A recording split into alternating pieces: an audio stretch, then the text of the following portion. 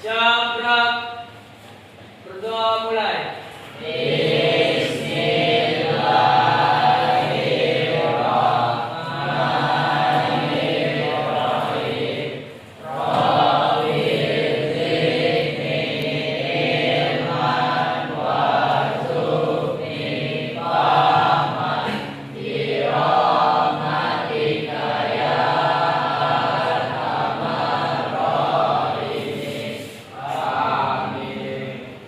Ucapkan salam.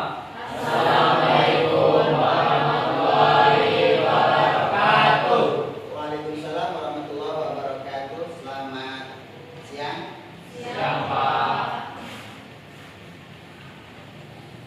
Apa kabar? Hadir semua? Sebelum kita mulai pelajaran, Bapak absen dulu ya. Yang tidak hadir hari ini siapa? Ardian dengan jumlah kalian 32 ya. Berarti 30 sesuai hari-hari ini. Baik. Minggu kemarin kita sudah membahas materi tentang coding dan KA. Pernah dengar istilah coding dan KA? Coding dan KA, sudah pernah? KA, ada yang tahu KA? KA itu sama dengan AI. Kalau bahasa kitanya apa? Kecerdasan artifisial. Oke, kecerdasan artifisial. Apa itu kecerdasan artifisial? Pernah gunakan AI? AI itu bahasa kita sebut dengan KA ya. Ini sekali lagi kesepakatan kita kemarin. Mulai kemarin kita menyebut AI itu dengan sebutan KA, kecerdasan artifisial. Apa itu KA? Apa? Hah? Apa itu KA? Pernah menggunakan KA? Salah satu contohnya apa? ChatGPT. Nah, ketika kamu menggunakan ChatGPT, apa yang kamu lakukan dengan ChatGPT? Masukkan atau prompt. Oke. Dalam penggunaan KA, kita kenal dengan istilah prompt. Apa itu prompt? Prompt adalah input atau perintah yang akan kita berikan ya, atau kita instruksikan kepada KA untuk mendapatkan respon atau hasil tertentu. Ibaratnya instruksi ya, kita mau buat apa. Nah, terkadang di dalam menggunakan KA, hasil yang didapatkan itu tidak sesuai dengan yang kita inginkan ya. Ada yang pernah mengalami? Hasil yang kita harapkan itu tidak sesuai. Itu disebabkan apa? Disebabkan instruksi yang kita input di dalam KA itu masih bersifat umum atau tidak sesuai dengan apa yang kita inginkan. Disitulah kita dituntut untuk mengolah apa? BK, berpikir menggunakan nalar logika kita bagaimana supaya kita bisa dengan simple ya atau praktis menginput apa yang kita inginkan supaya hasilnya sesuai dengan yang kita inginkan. Oleh karena itu, dalam pertemuan kita hari ini kita akan mengenal unsur-unsur utama dalam pembuatan prompt yang efektif. Yang pertama, ada beberapa unsur yang sudah perhatikan di dalam pembuatan prompt. Yang pertama, harus jelas instruksinya. Input yang kita masukkan ke dalam KA itu harus jelas. Buatkan saya. Itu contoh ya. Buatkan saya tentang apa? Harus jelas instruksinya. Jangan ngambang. Kalau ngambang maka hasilnya tidak sesuai. Oke? Nah, ini yang selama ini kita abaikan atau kita hanya sekedar membuat prompt, tapi tidak tahu unsur yang harus dipenuhi. Satu, instruksi. Instruksi dalam prompt perintahnya harus spesifik, ya. Lihat, yang perintah pertama harus spesifik, ya, agar apa yang kita inginkan itu sesuai. Yang kedua, konteksnya, beri informasi tambahan. Misalnya, buatkan saya tentang tugas apa? Pelajaran tadi setelah ini apa? Sebelum ini? Matematika. Buatkan saya tentang matematika apa tadi? Clearkan, konteksnya jelas, ya. Materi matematik tentang ini harus jelas, spesifik, konteksnya harus jelas. Oke. Terus yang ketiga, data input, pertanyaan atau data yang mentah yang ingin dijawab atau diperoleh AI kita dijelas. Yang keempat baru indikator output. Baik. Membuat prompt yang lebih spesifik, kalau perhatikan ini ada beberapa cara. Oke. Yang pertama,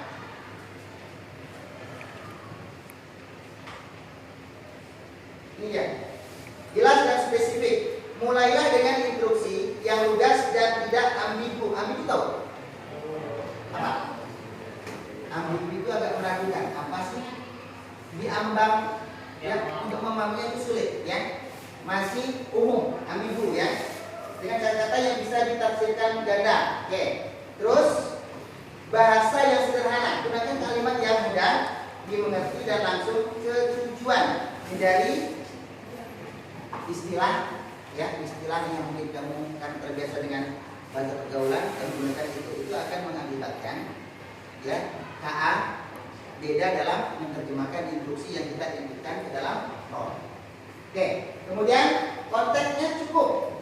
Berikan informasi latar belakang yang relevan dengan agar KA tidak salah menafsirkan tujuan Anda. Buatkan saya game yang buatkan saya gambar yang bisa bergerak, ya, yang gerakan itu arahnya atas bawah, kiri kanan, dan pinggulnya digoyang-goyang. Nah, itu spesifik, ya. Bahasa promptnya seperti itu. Kalau misalnya kita ingin membuat gambar tapi dalam bentuk video, artinya dari gambar nanti kita buatkan dalam bentuk video. Instruksinya, buatkan gambar ini menjadi gambar yang bergerak dari atas ke bawah, ke kiri dan ke kanan, atau kita tambahkan lagi dengan suara ini misalnya. Itu konteksnya harus. Yang terakhir tadi ambigu, ya, ambigu tadi sudah jelas ambigu. Oke, ini contoh prompt yang kurang efektif dan yang efektif. Perhatikan. Contoh prompt yang kurang efektif. Jelaskan sejarah. Terlalu umum. Sejarah apa? Misalnya kamu membuat instruksi dalam prompt, buatkan saya sejarah. Sejarahnya kan umum, kan? Sejarah apa? Sejarah Indonesia, sejarah nasional, sejarah kata apa, kan umum, ya. Tidak ada batasan topik. Kemudian outputnya bisa sangat luas dan tidak relevan dengan apa yang kita inginkan. Nah, sementara supaya dia relevan, kita harus membuat prompt itu seefektif mungkin. Jelaskan sejarah tentang apa? Contoh, sejarah kemerdekaan Indonesia. Buatkan saya sejarah kemerdekaan Indonesia dalam 5 paragraf singkat untuk siswa SMA. Nah, spesifikan. Oke, ada siswanya, kemudian ada berapanya, 5 paragraf itu. Jadi tidak dia dibatasi hanya pada 5 paragraf. Itu contoh yang spesifik. Kemudian topiknya spesifik, yaitu tentang sejarah kemerdekaan Indonesia. Batasan format cuma 5 paragraf. Kemudian audiensi targetnya siapa? Siswa, ya, siswa. Kan bukan yang lain. Baik. Nah, ini adalah kesalahan umum yang sering terjadi ketika kita menggunakan KA dalam membuat sebuah prompt, ya. Yang pertama terlalu umum atau ambigu, tidak jelas seperti ini. Konteksnya tidak cukup, format output tidak jelas. Oke. Buat laporan, itu contoh buat laporan, tidak jelas laporan tentang apa. Buatkan saya laporan tentang budidaya ikan lele dari awal sampai panen. Oke. Untuk siswa kelas 11 SMA, 14 Kanbaru. Ya. Tolong ingat satu yang identitasnya nggak perlu disebutkan. Itu etika. Itu etika di dalam penggunaan KA. Etika kita tidak perlu. Identitas siswa nggak masalah, tapi identitas sekolah itu nggak perlu disebut, nggak boleh. Ya, itu etikanya. Saya adalah seorang guru yang beralamat dengan nomor ini sekian itu nggak boleh. Itu etikanya. Ingat. Jadi kita dalam penggunaan KA juga punya etika. Paham ya? Jadi secara umumnya umum terbatas, khususnya khusus terbatas. Oke. Ada pertanyaan sampai di sini? Silakan. Kalau tidak kita lanjut. Manfaat atau keuntungan kita menguasai atau bisa membuat form dengan efektif. Yang pertama, output relevan dan berkualitas. KA akan menghasilkan informasinya lebih akurat dan sesuai dengan kehitungan yang kita harapkan. Yang kedua, menghemat waktu, mengurangi literasi dan koreksi. Jadi kalau bahasanya udah jelas, ya tidak berbelit atau tidak umum, tidak terlalu luas, maka dapat mengurangi literasi dan koreksi sehingga proses pembuatan lebih cepat, ya, karena prosesnya tidak perlu lama-lama. Komunikasi lebih efisien, ya, memudahkan Anda untuk berbicara dengan KA sesuai kebutuhan spesifik. Yang terakhir, produktivitas, kreativitas. Oke. Artinya, silakan. Contoh, oke. Baik, Bapak minta contoh satu. Cara peka, coba. Biasanya kamu peka seperti apa? Gunakan cat begini. Ya, silakan. Contohnya.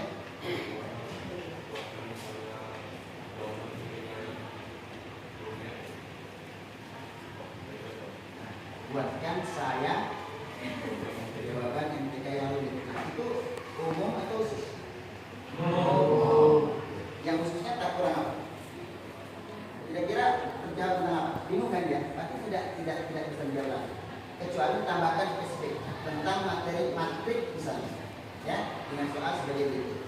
Dan itu yang kita baca. Atau kita bisa lampirkan contoh soalnya, ya kan? Pernah menampilkan contoh soalnya? Pernah nggak buat seperti ini? Ada sebuah dokumen yang suruh meringkas. Ini rahasia. Ini bagus. Ini rahasia. Nah, coba kamu suruh buat tugas ringkasan tentang materi ini. Materi terdiri dari 30 lembar halaman, tapi dalam bentuk PDF.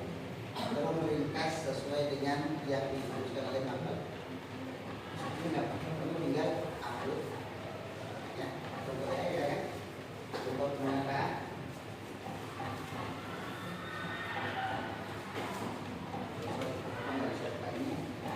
Karena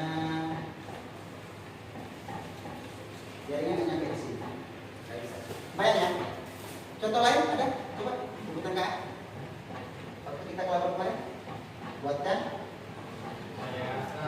saya game sederhana yang bisa yang bisa dipakai.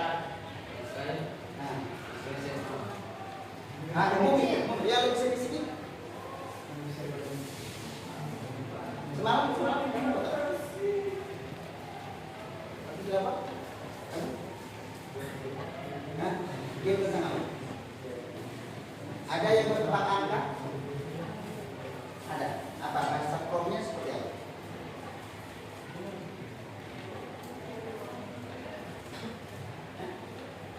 Pernah nggak kebayang misalnya kamu membuat dari gambar kucing, gambar seekor kucing, terus kucing itu dari gambar tadi dia bergerak, ya, terus gambar itu setelah bergerak tapi gerakannya tidak dari kiri kanan depan belakang sambil miau. Pernah nggak kebayang? Itu juga kerjaan dari KA menggunakan salah satu KA dan kuncinya ada di prom. Paham ya? Ada pertanyaan? Kalau nggak ada,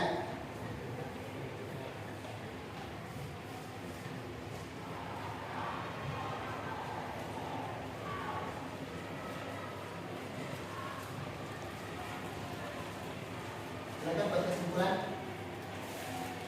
Bisa?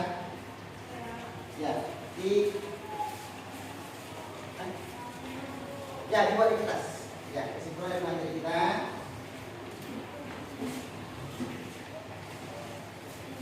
Silakan. Ini dicatat boleh? Dan ini bisa kamu pakai nanti ketika praktek, ya. Boleh digunakan juga untuk membuat tugas-tugas sesuai dengan materi pelajaran. Biologi boleh. Apa lagi yang sering? Kamu biologi saja? Enggak. Movie biologi ada. Yang biologi movie bisa digunakan prompt, menggunakan KA. Boleh menggunakan varietas KA yang ada untuk menunjang pembelajaran yang dibahas oleh guru biologi. Silakan.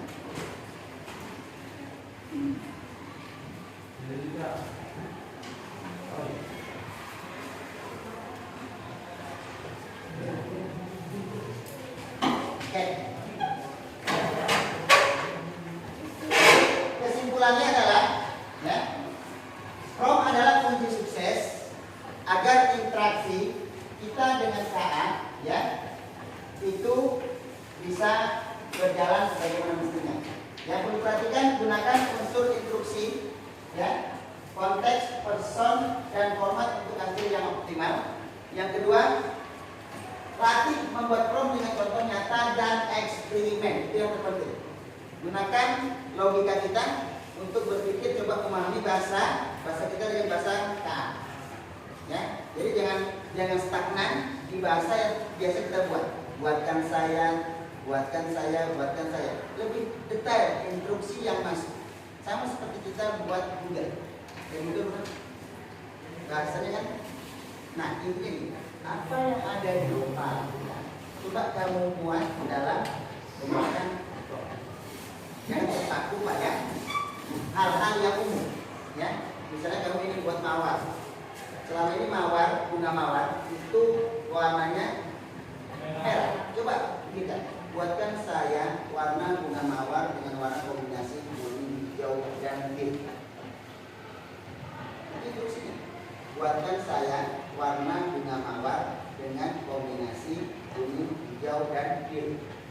Dan nanti